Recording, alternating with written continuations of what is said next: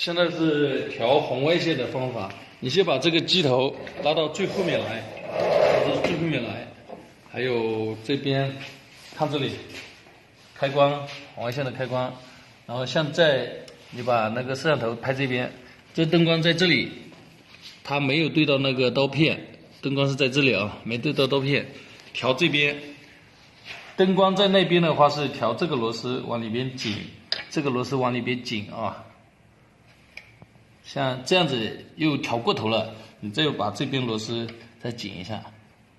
要把这个红外线对准那个兜轮，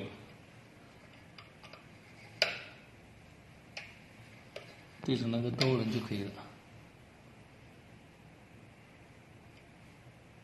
然后像这样子，你拍一下这边，